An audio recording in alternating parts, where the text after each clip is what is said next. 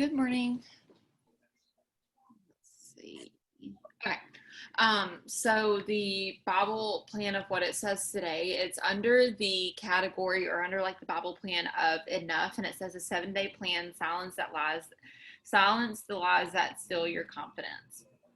And this is actually really good because I had already told y'all like last week, I was just being really transparent of how I just haven't been feeling God as much and things like that. And so I always want to be really open to that. And so I've been really like intentionally journaling. I've been intentionally praying and just like asking God for like his guidance and asking him for just like his wisdom and just things like that. And so there are often times when I personally always tell myself, or like not me speaking it over myself, but I always feel in the back of my mind where lies just come into my head of saying, you can't do this, you're not good enough. And it doesn't matter whatever it is in life. Like for instance, when I've been consistent for about a year in the gym now, and I started slacking a little bit, and I like my head in the lies instantly in my head told myself, of course, of course you're not going to do it, of course you're going to stop at it.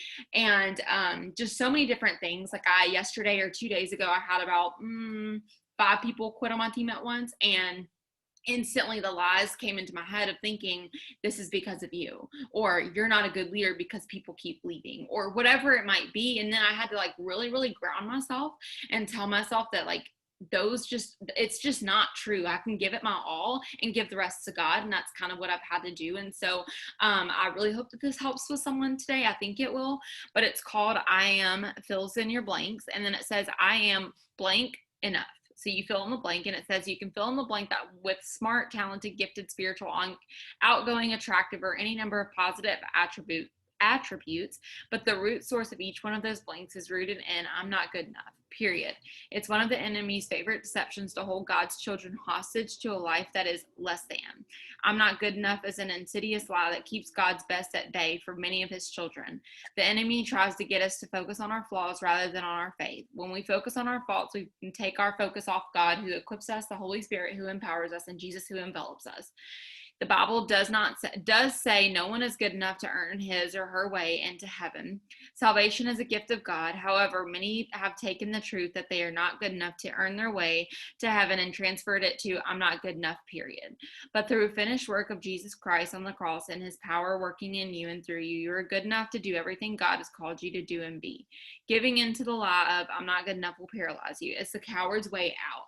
I may have just hurt your feelings, but listen, I'm talking to myself too. And I'll pause right here really quickly. I have to agree so much with that statement where it says giving into the lie of I'm not good enough will paralyze you. It's the coward's way out. And then it says I might have hurt your feelings, but listen, I'm talking to myself too. And in this moment yesterday, or not yesterday, but the day before, when I was having such like honestly kind of a crappy day, I was just thinking, I was like, well, would it be easier if this? Would it be easier if I went and did this? Would it be easier if I just stopped this? Or, all these different scenarios, and just life happened. And so I was just asking myself these questions. And then I just like instantly went to the other thought of, but if you quit, or if you give up on this something or this over here, what would the result be to that? Nothing. You wouldn't gain anything out of that. And so I was just like thinking, I was like, wow, so many people quit, and they quit without purpose. They just quit because it got too hard, or they quit because they don't think they're good enough. And the lies are just going to continue to come, even no matter what. If you go to a new job, or if you go to a new place, or if you go to a new gym, or whatever it might be, that lie is still going to carry over into that place. You didn't solve the source. You just you just got rid of like a layer or something like that. I don't know what to really describe that, but you got rid of something, but then just replaced it with something new that's going to essentially do the exact same thing. And so you have to find the ultimate source, and that's when replacing the lies with the truth in your head really help. And then it says courage and confidence follow obedience. I can't tell you how many times I've heard the words I'm not good enough screaming in my head, but when I step out in the obedience and do what God has called me to do, regardless, the power of the Holy Spirit empowers the lies of the enemy. One of the most important names for God is I am. When we say I'm not good enough, God says I am. When we say I'm not strong enough, God says I am. He is the God who fills in our blanks. Once we let go of the lies that we are not good enough and take hold of the truth that we are more than enough because of Jesus' presence and power in us, then we will be set free from the mouth mentality and be on our way to experiencing the courageous confidence of an overcomer. What blanks do you need to let the great I am fill in your life? And some of y'all, and this is like me including, so when I say some of y'all, I mean me too, I've practiced these things. Some of y'all need to take a really, really good hard look at yourself. And even though you don't speak the negative things over yourself, like I would never just sit here and say, I'm not good enough. I'm not pretty. I'm not in shape. I don't look good. I'm not a good leader. I would never say those things out loud, but I think those things, okay? And so some of y'all need to replace the I am statements with what you're already telling yourself with another I am statements with the truth. And it's just like replacing the lies with the truth, like with what Craig Rochelle says. But so many of us tell ourselves the same lies over and over and over and over and over and over again, where you just don't even know that you don't even realize that they're lies. Like some people say, I'm depressed. I'm depressed. I'm depressed. But what you don't really know is there's probably something in there that is causing that depression. So it's not necessarily you are the depression. It's this one thing that's the depression. And so you can wipe that away and then you can step clear of you saying, I am this. You aren't defined by what you're feeling. And so many of us, and I listened to a book yesterday, but so many of us define our happiness and our joy and our faith and the things off of the circumstances and the things that people maybe tell us or the lies that people tell us or what we grew up with. And it's just not true and it doesn't serve us anymore, and some of us need to let things go. Okay, I keep telling myself over and over and over again, I'm like, my mom, she's very emotionally unstable. I genuinely think she has like a mental disorder. Like she might have been diagnosed and just hasn't told us, but I think she has a mental disorder. And I keep telling myself, I'm like, oh my gosh, I don't want to be like my mom. I don't want to be like my mom. I don't want to be like my mom. So every single time that I am upset or sad or angry or whatever, I instantly creep back into the fear of, oh my gosh, but what if I am her?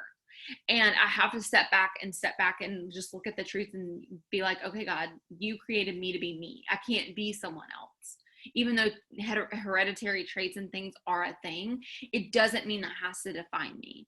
And so, and I'm not saying like I'm crazy or anything. I mean, I hope I'm not, but I'm just saying like it can go for all aspects of life. It doesn't just have to go for this business, or it doesn't just have to go for anxiety or depression. It doesn't have to feel like anything else, you know? And so sometimes you have to really just dissect the hard truths or the lies from the truth, and sometimes it's really hard.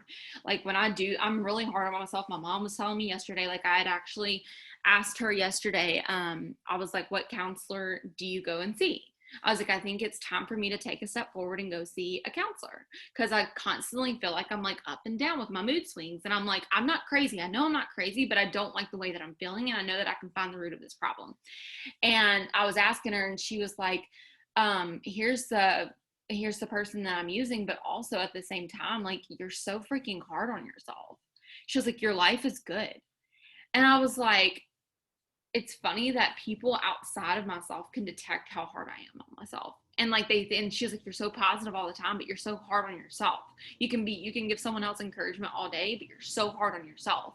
And I was like, oh my gosh, 1,000%. And that's why I want to go see a counselor. Like, why do I think this way? Like, why am I so always hard on myself, sitting here saying you're not good enough, Macy? Like it keeps holding me bound, and it's like I keep hitting this like limit every single time. I keep hitting this limit and I keep falling, and I keep hitting this limit and I go a little bit higher and then I fall again. But every single time I learn something new. And so maybe you're in the same course over and over and over again. You're like, why do I keep telling myself I'm this? And I try to detect the lies from the truth, but I just can't seem to do it. You need to take a very, very hard look at yourself. You don't need to spend 5 minutes in personal development or 10 minutes in spiritual development. You need to spend an hour or two. And if you're like, I can't dedicate a full hour, what do you do before you go to bed? What do you do when you wake up? What do you do when you take your lunch break? You have the same amount of time as just everybody else. It's just, you're just planning to make excuses because that's what you're used to. And so many times I had to readjust. Like this past week, I readjusted how I did things because I realized I wasn't putting God before my business. I wasn't putting God before my life. I wasn't putting God before my relationships. And so I really had to take a really long look at myself. And I was like, is this serving me? And it wasn't. It was making me honestly irritated. I would look at my phone and I would look at people, and the people who were giving me about 10% effort back when I was given 100, it would piss me off. And then I would just get pissed off during the day. And then I wouldn't even like have time for God because I was just spending my day pissed off. And so you have to like really reorganize your priorities and ask yourself, like, are you actually evaluating the things that you're telling yourself, or are you just doing personal and spiritual development to knock it off of a list and say that you did it? Or are you actually diving deep and saying, okay, what did I learn today? What did I dive deep into today? What did I figure out about myself today? And when you keep diving deeper and deeper and deeper and deeper into the mold of who you are, the I ams become a lot stronger in the positive light. It doesn't, like the negativeness, the negativity, the energy that you feel when you feel like your mind's saying, I'm not good enough, I can't do this. It starts doubting. When you start diving deeper, deeper, deeper, deeper, deeper, you start feeling the sensation of God's got this. God's on my side. You start feeling this confidence of what God gave you in the first place. And he always tells you that walking with him will never lead to a void. Okay. And so if you're sitting here and you're like, but I do feel these voids. This was me this past week. I was like, God, you've told me to walk in your light, and I have felt every single void possible. I felt like you aren't there. I felt like you've ignored me. I felt like you've abandoned me. I felt all these different things. And he told me, he was like, you have not dug deep enough. You have not even taken one step to actually do something that was for me and not for you.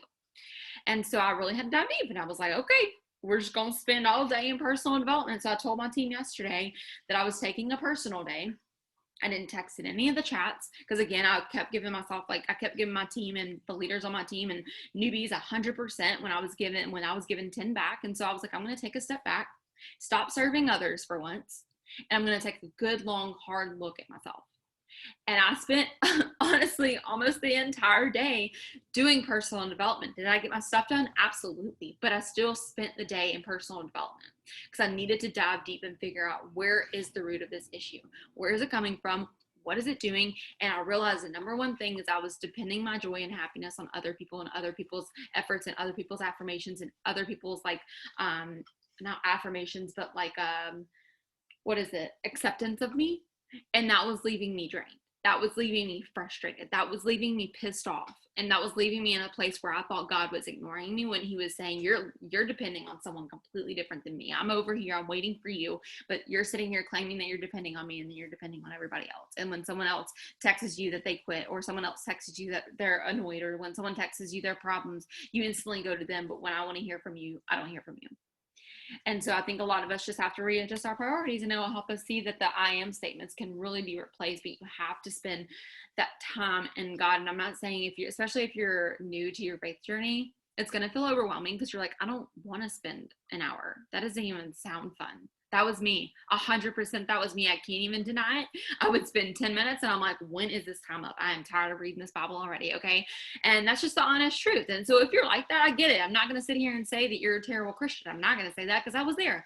But I do have to say that you work up this muscle to where when you dive deep, you can spend an hour in the word and feel completely replenished and be like, I could go for another hour.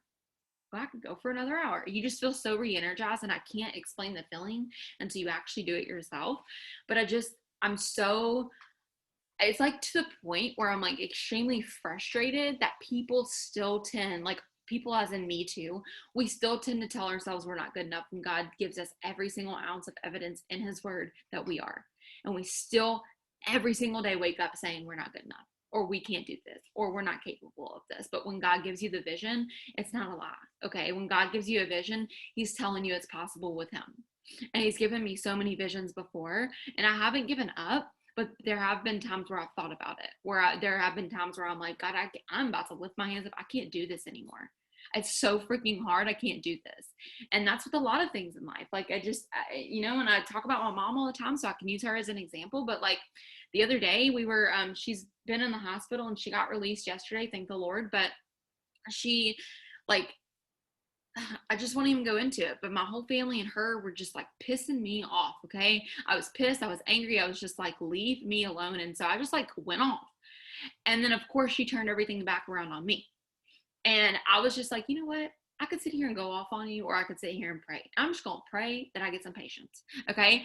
And so when you handle a situation in that time where you're just so angry, so irritated, where you can't even understand it, and you just sit there and decide to pray, I promise you, God will give you some type of peace that you will never begin to understand where it comes from or how it comes from or whatever it might come from, but you won't understand until you actually do it. So I'm asking you and I'm challenging you guys to do it.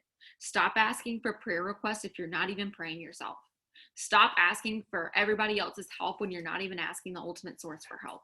Stop sitting here asking for advice when you haven't even gone to the ultimate source to even ask him to give you the resources to fill this void that you have. You're doing it all wrong. And that's something that I figured out myself this week. I was like, wow, you've literally been doing this wrong the whole time. You thought you were doing it right. And it's funny because we constantly pivot. We constantly pivot in this business. We constantly pivot in life, constantly pivot in our faith. And that's okay. It's ever changing, but it's just something that I really had to reevaluate. And I was like, wow, I need to tell myself more I am positive statements and just replace them and say, you know what, God, you're taking hold of this. You're taking hold of me. You're helping me. You're whatever. I'm just going to trust you, even if it is rough. These past 2 months I literally wish that these 2 months would just be over, if we're being really, really honest. Like, I've hated these past 2 months and I'm over it, but I just trust him. And I know that every season is for my purpose, not against me. And so, yeah, I don't know. Hopefully this helps.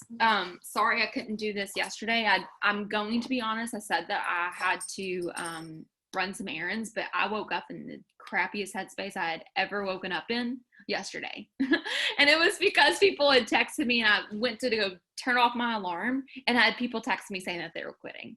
And it's just funny because it's I tell y'all to not do these things. And then I went to go turn off my alarm and instantly I saw that message and I was like, this just ruined my day. And that's why I don't look at my phone first thing. The first thing that I should do is just pray and just say, God, give me peace for whatever I can handle today. And I bet you if I would have done that and then looked at that text message, I would have been fine.